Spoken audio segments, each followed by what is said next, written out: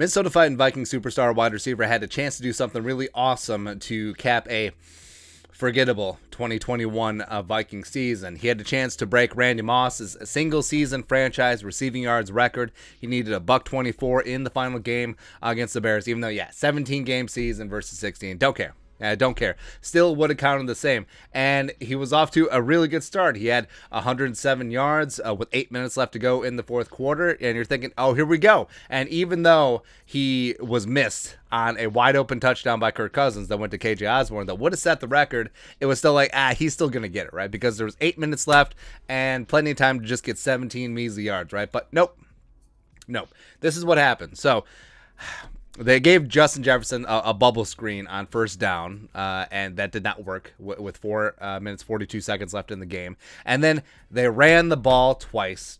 They punted, and then on the final drive, they ran it once, and then they took a knee from the 23, which it's so frustrating, man, because we've said a bunch that as a head coach, it's much more about managing the game, which is your part on game day, and managing your players and getting guys records, especially when it comes down to contract times. Like, oh, well, I'm the single season receiving record. That does matter. Even for superstars, that does matter. And just to put a little pep in the step, make them feel good about things, and it's good. Having morale high, it's really good. So when Jefferson didn't get the record, you're like, oh, okay, stuff happens, right? But then Zimmer's been on a roll lately. Zimmer's been a man who knows that he's going to be fired, so he just says whatever the hell he wants. Last week, it was the Kellen Mond stuff, and then this week, Ben Gessling, Star Tribune Go. Zimmer said he knew Justin Jefferson was close to Randy Moss's record. I don't care about records. I care about wins, Zimmer said.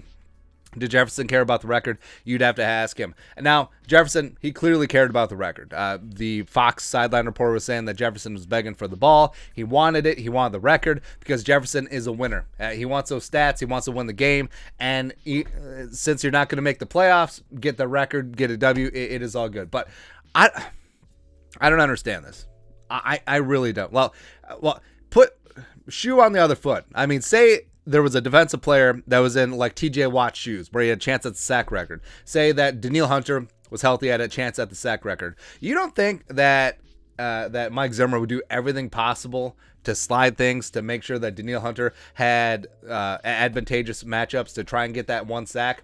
You don't think that would have happened for one of his defensive players? Absolutely it would. So, I mean, it just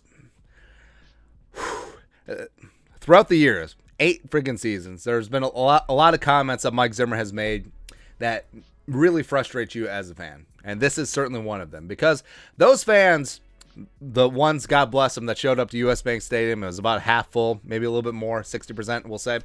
They were not there to see Mike Zimmer try to win a meaningless football game. They're actually probably rooting against him to help the draft position. But no, they were there to see Justin friggin' Jefferson make history. They love Randy Moss. They love Justin Jefferson just as much or even more because he's here now. And guess what?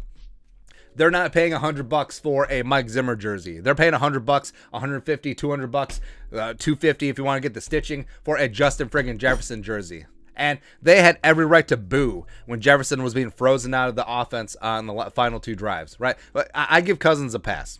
Pun intended. It happens. KJ was wide open, so was Justin Jefferson. It's not like he forced the ball to KJ through triple coverage, right? That happens. But admitting that you knew that one of your players was 17 yards away from a great career milestone, and you're just like, no, F you. So Zimmer has for many years gone over to his offense coordinator. Hey, do this. Hey, run the ball. Hey, blah, blah, blah. He did it with Norv. He tried to do it with JDF. He tried to do it with Shermer. He tried to do it with Kubiak. And he definitely did it with Clint Kubiak. So he couldn't just go to Clint and be like, hey, you know what? We're just going to throw the ball until Justin Jefferson gets that record. I mean, that's how I'm going to end my tenure as Vikings head coach. On a high note, make sure this young kid, this young superstar wide receiver that I was able to bring into the league and watch him grow, make sure that he goes out and has a good final impression of me. But no, like this is how Justin Jefferson is going to remember Zimmer, right? And all these things adding up to disrespect, Jefferson, you could see him leaving. especially since you see how much fun his former college teammates Joe Burrow and Jamar Chase are having in Cincinnati. Right? I mean, there might not be enough money or enough balls to go around if that happens, but it'll happen. And plus, so Jalen Waddle was a couple of catches away from Anquan Bolden's single-season rookie receiving record. Is like 101 or something like that. You know what they did? They force-fed him the ball on the first 4 plays. He had 3 receptions, and he got that record because that's what you do. That's how you take care of your guys. And by the way, getting Jefferson the ball, it doesn't mean that you won't win. Oh, is he worried about blowing a 14-point lead because you're throwing the ball to the best wide receiver in the game? Sure. Just ridiculous, man. But it's all right. It's over. It's over. Because I honestly, because there's like a 0.008% chance that maybe Zimmer will be back in some capacity. If you're the Wolves and see these comments or listen to these comments, I don't know how you can. So that's 0.000. It's just frustrating, man. Well, it's kind of a moot point because if you get a competent offensive-minded head coach or a great OC and Jefferson and Cousins or Jefferson and Mond or Jefferson and QB TBD, they get things together, he'll break it next year. I mean, he'll break it next year by game 15 or something ridiculous like that. But what I'm mostly worried about Jefferson is that the kid is a winner. 15-0, 2019 LSU Tigers, one of the greatest college football teams ever. He came to the NFL. He has never been above 500 at any point in his career. Last year, this year, never. Which, that will eventually drive him away. So that's why the Vikings have to hit it. Home run, grand slam on this hire. Build the offense around 18. Otherwise, he will leave. Just another uber talented, elite wide receiver that Minnesota just can't keep.